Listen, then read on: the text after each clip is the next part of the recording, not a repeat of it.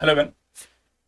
परीक्षा से पहले सभी अभ्यर्थियों के समक्ष अलग अलग तरीके की समस्याएं आती हैं और कई बार अगर इन समस्याओं का सही समय पे समाधान ना मिले तो परीक्षा का जो रिजल्ट होता है उसके सकारात्मक होने में समस्याएं आ सकती हैं। कई बार वो रिजल्ट आपको नहीं मिलता है जिसके लिए आप लगातार महीनों सालों से यहाँ पे अभ्यास कर रहे थे, लगातार आप अध्ययन कर रहे थे, लगातार अपनी ऊर्जा का यहाँ पर निवेश कर रहे थे। तो अगर इस समस्या का समाधान मेरे द्वारा आप सभी के समक्ष यहाँ पर आपकी समस्याओं का जब भी आपके समक्ष उपस्थित हूं उसका समाधान दे दूं तो मेरे ख्याल से आपके लिए ना सिर्फ यहां पर आपकी परीक्षा पर फोकस करने का बल्कि साथ ही साथ सकारात्मक रूप से बेहतर परिणाम पाने में सही कह सकते हैं मार्गदर्शन हो सकता है। इसलिए मैं यहां पर आप सभी के लिए लेकर आया हूं एग्जाम डेज। ऑलरेडी इस पर एक वीडियो मैं बना चुका हूं। देखिए यहां पर आप अपनी समस्याओं को जरूर पूछिए। जो भी समस्या आपको आती है आप बस अपना प्रश्न पूछिए, कमेंट में जाइए। आपको जो भी समस्या पढ़ने से रिलेटेड आ रही है, एग्जाम से रिलेटेड आ रही है, आप बस पूछ लीजिए, आप कमेंट कर दीजिए। उन पर मैं वीडियो के माध्यम से आपको यहाँ पर समाधान दूंगा। जैसे ही आज का जो वीडियो है इस पर एक मुद्दा यहाँ पर चर्चा का विषय है। ऐसी एक स्टूडेंट ने मुझे एक कमेंट में यहाँ पर एक क्वेश्चन पूछा है। उस क्वेश्चन को भी मैं यहाँ पर आप सभी के समक्ष बताता हूँ और फिर उसके बाद डिस्कस करेंगे उसका समाधान क्या होगा। इसी तरीके से यदि आपके लिए भी इस वीडियो को देखने के बाद आपको भी लगता है कि यहाँ पर आपकी भी समस्या का समाधान चाहिए, आपको भी यहाँ पर ऐसी कोई प्रॉब्लम देखने को मिल रही है, तो आप मुझसे जरूर पूछिए। चलिए बात करते हैं आज का मुद्दा क्या है, आज का क्वेश्चन यहाँ पे क्या है। तो देखिए यहाँ पे क्वेश्चन आया था अंकिता जी का। इन्होंने पूछा है, सर टेस्ट लगाने और सोल्यूशन लगाने में ही 7 आवर्स निकल जाते हैं, इसको कैसे मैनेज करें प्लीज बताएं। इसके चक्कर में रिवीजन में कमी आ जाती है। तो देखिए इनका जो समस्या है, कह रहे हैं कि टेस्ट सीरीज लगाने में इनको लगाना और उसके बाद उसको सोल्यूशन देखने में 7 आवर्स निकल जा रहे हैं और उसके बाद रिवीजन नहीं हो। रिवीजन किसका नहीं हो पा रहा? अब देखिए जीएस भी पढ़ना है, करंट अफेयर्स भी पढ़ना है, सीसैट भी लगाना है, ठीक है। अब ये सारा काम यहाँ पे करना है, 7 घंटे अगर आपके इसमें निकल गए तो बाकी कैसे किया जाए? तो ये समस्या किसकी है? ये समस्या है, आपका जो मुद्दा है आज के टॉपिक का वो है समय प्रबंधन।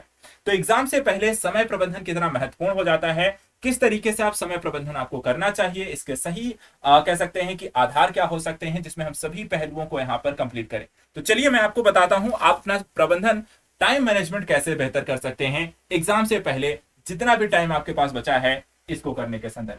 देखिए तो हमारा जो मुद्दा है वो है आज का कि कैसे यहां पर आप एक स्टूडेंट के तौर पे जो देखा जाए तो आपके लिए समय प्रबंधन यहां पे कैसे किया जाए। अब समय प्रबंधन जैसे जो मुद्दा आता है इसमें देखा जाए तो जैसे उन्होंने कहा टेस्ट सीरीज लगाने में ही उनको 7 आवर्स निकल जाते हैं। अब चलिए मैं बात करता हूं कि देखिए हमारे पास होता कितना है। तो हमारे पास एक दिन है, एक दिन का मतलब है 24 यहाँ पे आर आपके पास है। आप इस 24 घंटे को आप कैसे यूज करेंगे कि आप टेस्ट सीरीज भी लगा लें, जीएस का रिवीजन भी हो जाए, करंट अफेयर्स भी पढ़ लें और सी सेट भी लगा लें, क्योंकि इनके बिना तो रिजल्ट आपको वो नहीं मिलेगा जिसकी आपकी अपेक्षा है। क्या? मेंस लिखने का मौका। तो मेंस लिखना है तो आपको ये सारी चीजें यहां पर करके जानी है। और वो भी देखा जाए, मैं अगर यहां पे एक एग्जांपल ले लेता हूं, एक एग्जाम है यूपीपीएससी। यूपीपीएससी का जो एग्जाम है यहां पर देखा जाए तो 14 मई को है। 14 मई अगर देखें यहां पर आज, तो आपके पास 5 हफ्ते यहां पर मानकर चलते हैं, क्योंकि लास्ट वीक आपको जस्ट एग्जाम से एक वीक पहले को मैं वैसे भी यहां पर पढ़ाई के संदर्भ से बहुत ज्यादा समय देना नहीं चाहता। वहां पे भ्रमिता नहीं होनी चाहिए, वहां पे क्लैरिटी होनी चाहिए। एक वीक पहले ही आपका पूरा टारगेट हो जाना चाहिए। तो देखा जाए तो ओवर यहां पर अप्रैल के 4 वीक और मई के 2 वीक टोटल है आपके पास यहां पर 6 वीक। लेकिन मैं यहां पर आपको दूंगा 5 वीक, कि हमें यहां पर अपना 5 वीक में टारगेट को पूरा करना है जिसमें ये सभी चीजें शामिल हों और उसके लिए मेरा सही समय प्रबंधन क्या हो। चलिए मैं बताता हूं आपको करना क्या है। अब सबसे पहले देखिए कि यहां पर मैंने आपको एग्जाम डेज का पहला वीडियो जिन बच्चों ने नहीं देखा है तो वो जरूर देखिएगा, क्योंकि वहां पर जो टॉपिक बताया है वो यहां पर आज आपको काम आने वाला है। इस समय प्रबंधन में उसकी भूमिका सबसे जरूरी होने वाली है। क्यों जरूरी होने वाली है? क्योंकि मैंने यहाँ पे समय प्रबंधन में जो पहलू आपको बताया जा रहा है पढ़ने के संदर्भ में, वो यहाँ पर आपके समय प्रबंधन को बहुत प्रभावी बना देते हैं। वो कैसे?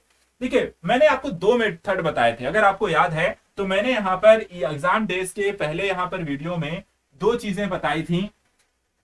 एक मेथड मैंने बताया था कि आप क्वेश्चन एंड एक्सप्लेनेशन मेथड को यहां पर अप्लाई करें, और दूसरा यहां पर आपको देखा जाए तो मैंने कहा था एक इंटरलिंकिंग मेथड को आप अप्लाई करें पढ़ने के दौरान। अब मैं इनका यूज आज को आपको समय प्रबंधन में कर दिखाता हूं। देखिए, टेस्ट सीरीज लगाने के लिए और बाकी चीजें करने के संदर्भ में मेरे पास पहले यहां पर अपने 24 घंटे को सही कर लिया जाए। 24 घंटे मैं कहूंगा आपके पास देखिए टोटल 12 और 12 12 घंटे के दो शेड्यूल पहले डिवाइड करो, ठीक है। अब 12 घंटे के दो शेड्यूल क्यों? एक 12 घंटे का जो शेड्यूल होगा वो आपके व्यक्तिगत कार्यों के लिए। व्यक्तिगत किस तरीके के कार्य? देखिए, व्यक्तिगत कार्यों के अंतर्गत आपका सोना, उठना, घूमना फिरना, आराम करना, कुछ अदर घर के काम करना या कुछ भी अदर चीजें हैं, वो सब कुछ आप अपने इन 12 घंटे में ही करें। और दूसरा जो 12 घंटा है इसको मैं दूंगा अध्ययन के लिए, ठीक है। किसके लिए? अध्ययन के लिए यहां पर आपको निकालना है। तो 12 घंटा व्यक्तिगत काम के लिए, 12 घंटा यहां पे देखिए 12 घंटे सिर्फ आपको यहां पे 5 हफ्ते पढ़ने हैं। लेकिन यहां पे अगर आप 12 घंटे नहीं पढ़ रहे हो एग्जाम से पहले, तो यहां पे देखिए चांसेस हो सकते हैं कि आपके स्लिम होते जाएं। रीजन क्या है? देखिए, कंपटीशन बहुत ज्यादा है, लाखों बच्चे यहाँ पे बैठते हैं। उन लाखों बच्चों में देखा जाए तो कुछ 100 सीटें यहाँ पर आपको कंपीट करने के लिए मिलती है। तो उन कुछ 100 सीटों के लिए यहाँ पर लड़ाई जो होती है वो बहुत ज्यादा है। इसलिए यहां पर आपको कंपटीशन के लेवल के हिसाब से आपको अगले 5 हफ्तों में आपको 12 घंटे पढ़ने ही पढ़ने। लेकिन 12 घंटे को समय प्रबंधन के कैसे करना है वो मैं आपको बताऊं। देखिए, इन 12 घंटे का समय प्रबंधन ये आपको करना है, जिसमें से मैं कहूंगा 5 घंटे आप सोने के लिए निकाल लो, बाकी के 7 घंटे आप अदर एक्टिविटी के संदर्भ में निकाल लो, और 12 घंटे यहाँ पे पढ़ने का निकाल लो। मोटे मोटे तौर पे ये बाकी 7 घंटे में आप क्या करोगे? और खाना पीना घूमना बाकी जो चीजें हैं वो आप करते रहना बीच बीच में, ठीक है। इसका शेड्यूल आप खुद बनाइए 12 घंटे का। लेकिन इन 12 घंटे का मैं बताता हूं आप इसे यूज कैसे करें। अब देखिए, 12 घंटे हैं मेरे पास, मैं कहता हूं 4 काम पढ़ने के संदर्भ में। 4 काम है, टेस्ट सीरीज लगाना है, जीएस का रिवीजन करना है, करंट अफेयर्स भी पढ़ना है, सी सेट लगाना है। तो स्टार्ट करते हैं पहले से।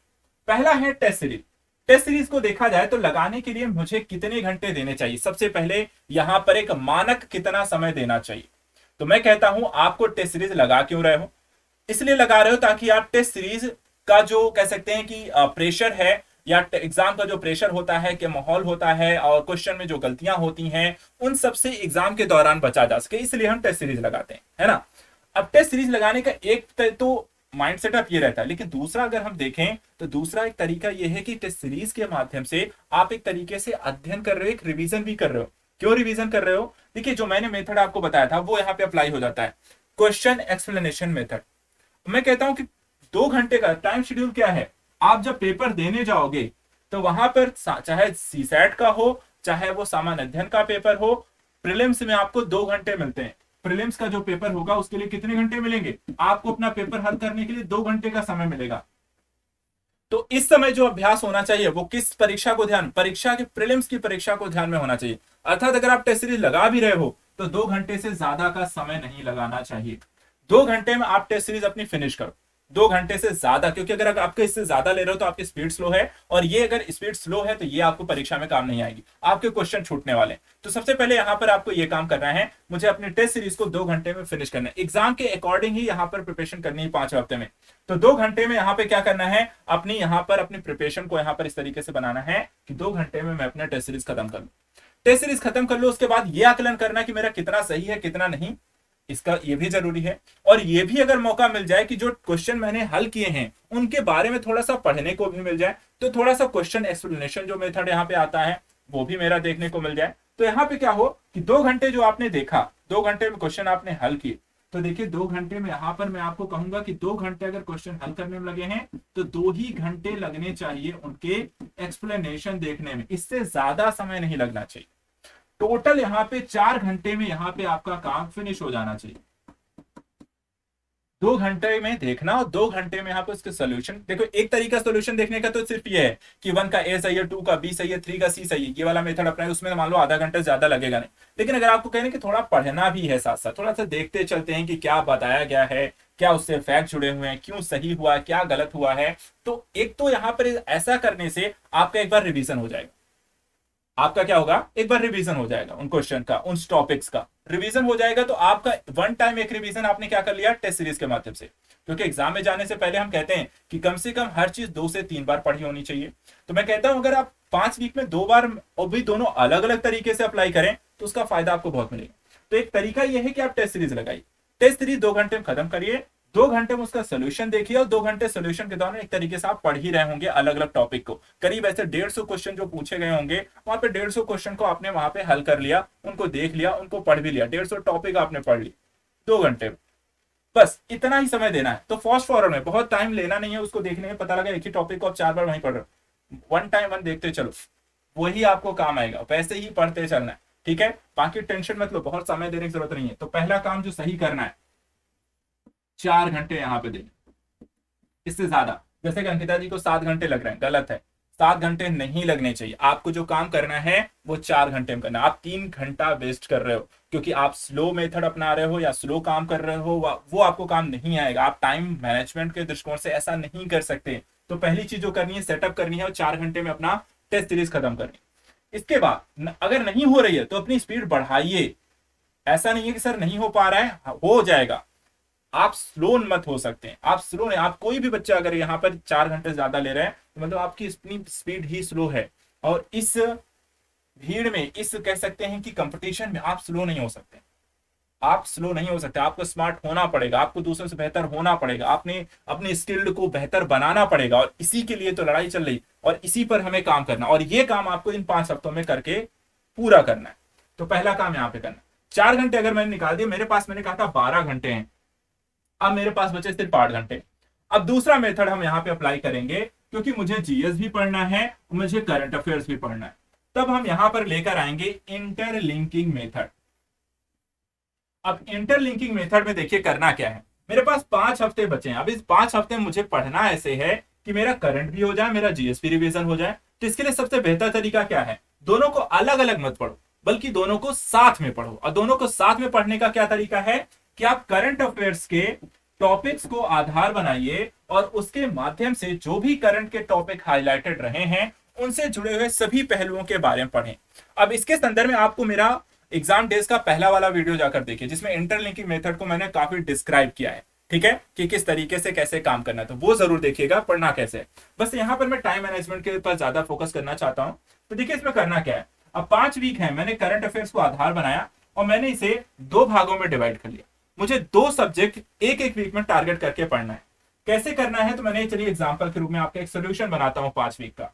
मैंने यहां पे रखा हिस्ट्री, यहां पे मैंने रख लिया इकोनॉमी, फिर मैंने दूसरे वीक में स्टार्ट किया पॉलिटी, उसके साथ मैंने ले लिया जियोग्राफी, तीसरे वीक में मैं गया ले लिया मैंने एनवायरमेंट, उसके साथ ले लिया मैंने जनरल साइंस, फिर यहाँ पे चौथे वीक में एंटर किया तो वहां पे मैंने ले लिया यूपी स्पेशल, उसके साथ मैंने ले लिया जनरल हिंदी, और 5वें वीक में पहुंचा तो मुझे मेरे पास जो भी अदर एस्पेक्ट बच गए, जो भी चीजें रह गई, मिसलेनियस हो गए, जनसंख्या हो गया, पुरस्कार समारोह पुस्तकें और इस तरह की जो भी चीजें रह गई वो हम यहाँ पर पढ़ लेंगे। तो मैंने जनसंख्या यहाँ पे रख लिया और विविध रख लिया।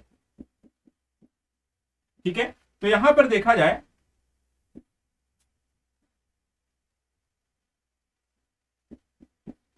मेरा 5 वीक का शेड्यूल तैयार है और मैं कहता हूं देखिए 5 वीक में वीक 1 हो गया, वीक 2 हो गया, वीक 3 हो गया, वीक 4 हो गया और वीक 5 हो गया। ये 5 वीक का यहाँ पे आपका प्रोग्राम।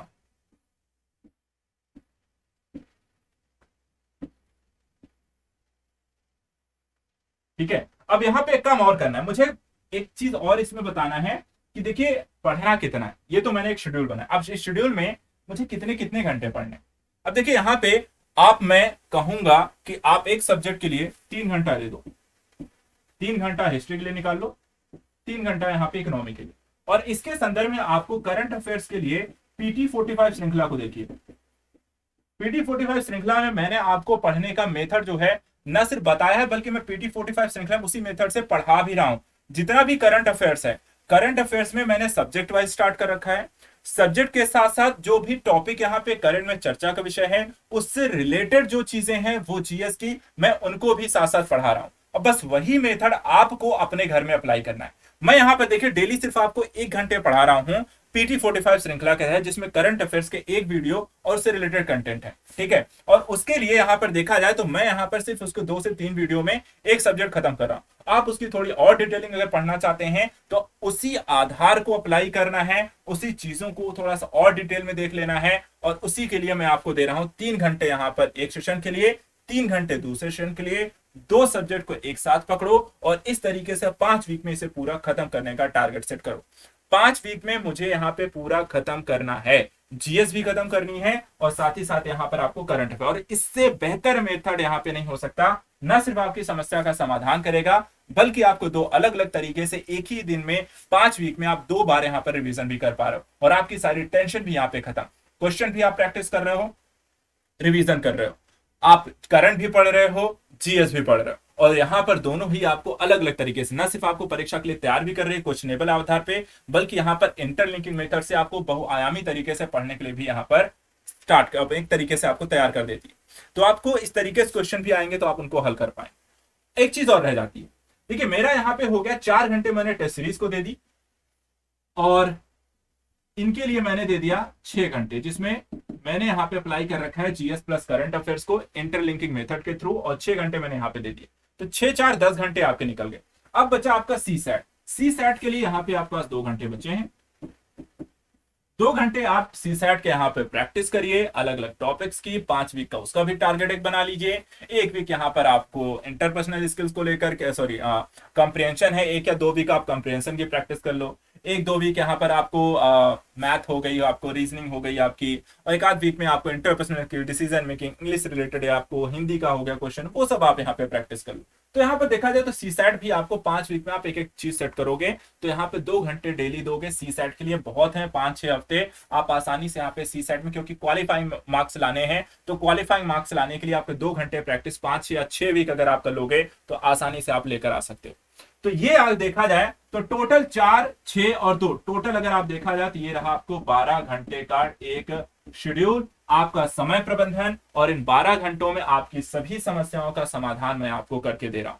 तो कुछ नहीं करना है, बहुत आसान है। चीजों को अगर सही तरीके से सही मैनेजमेंट के साथ किया जाए, प्रबंधन के संदर्भ में किया जाए तो आपको यहाँ पर कोई भी गलतियां नहीं।